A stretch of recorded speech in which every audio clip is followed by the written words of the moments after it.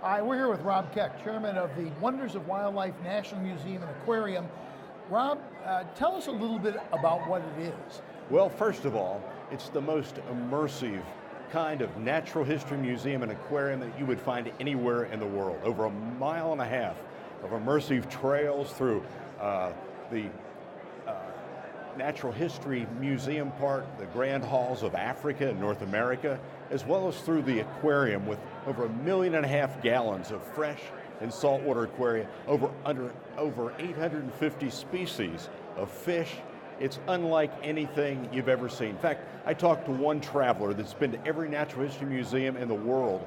He said, Rob, there is nothing like this. It's found in Springfield, Missouri, attached to Bass Pro Shops, the granddaddy store of all the Bass Pro Shops. So something big just recently happened with USA Today. Well, it did. Wonders of Wildlife, Johnny Morris's Wonders of Wildlife National Museum and Aquarium was voted the best new attraction in America. And this was voted on. USA Today? USA Today. There were 10 nominees. Wonders of Wildlife was one of those, and we really had tremendous support from this community. The hunting and shooting community, the fishing community, NASCAR, a lot of celebrity types, and we actually got the most votes of any of their competitions that they've ever held, and we're really, really proud because it tells the story of what hunters and anglers have done for conservation. How did this start? It was back in 1992. I was fishing, actually I was hunting with Johnny Morris. We fished that afternoon, and he said, Rob, I've got an idea. I want to build a museum and an aquarium that honors the contributions of what hunters and anglers have done to bring back all these great wildlife species, to tell that story. And he said, would you help? Well, I said, why not? And so here we are, 2000, it actually opened up for 7 years. Johnny said it's not nearly grand enough. We've got to make it better and bigger. He'd traveled to so many other aquariums and museums and said, I'd like to implement this, add this. And his vision of conservation and sharing this story was one where he hoped that everybody would be able to do something for conservation, whether it was in their own backyard or on a much larger landscape. So we opened 2007, he closed, and we started 10 years later with now this grand opening. It was back on September 20th. What a grand opening it was. We had Presidents Bush and Carter there. We had just so many celebrity type. Secretary Zinke was there, country music stars, NASCAR stars, and all the leaders of the conservation community to celebrate this grand opening. I think one of the things that anti-hunters don't understand is we went through a period of time when we almost put into extinction a lot of species. Absolutely. And the general public doesn't realize that, when you look at wild turkeys or white-tailed deer, Canada geese, black bear, pronghorn, that it didn't start in a petting zoo. It didn't start in a test tube. These were wild trapped and transferred.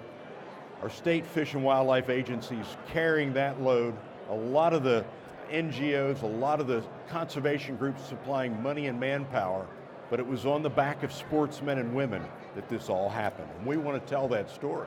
Sure.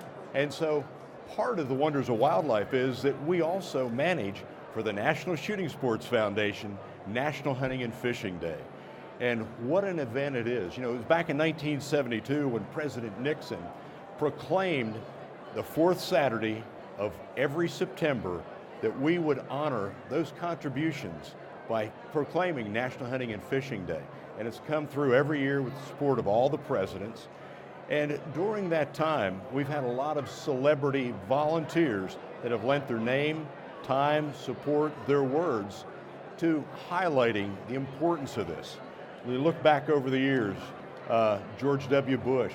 I look at, last year we had him right here in SHOT Show TV, Richard Childress, Johnny Morris, Tony Stewart, people like Arnold Palmer, Travis Tritt, country music singers have lent their names.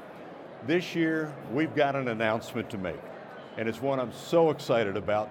For all of you NASCAR fans, you know that, 14 years, the most popular driver in NASCAR, winner of 2 Daytona Cup championships, a guy that won 26 Cup races, and a guy that's certainly going to be entered into the Hall of Fame, our good friend Dale Earnhardt Jr., 2018 honorary chairman for National Hunting and Fishing Day. That is great.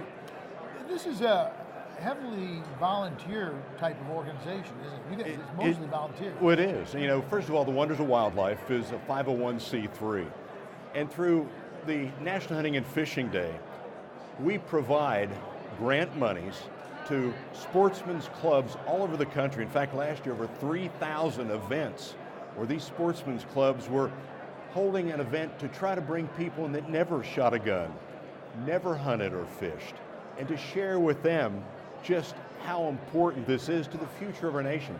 You know, a lot of times we don't take credit for all the good work that we have done as sportsmen and women. You know, when you think about the return of wild turkeys, white-tailed deer, Canada geese, it's improved the quality of life of all Americans because they can ride down a country road today and they can see the results of what we've done. If people want to get involved, how do they do it? Well, just go to the website, nationalhuntingandfishingday.org, and you can find everything there, how to set up an event. Misty Mitchell, our Director of Conservation Programs at the Wonders of Wildlife, she's there to help you. There's grant monies available, and let's celebrate this. Let's let the nation know how important our wildlife resources are and what hunters and anglers are, the true heroes of great American sportsmen. So, and with that, for SHOT Show TV, I'm David Lomardo.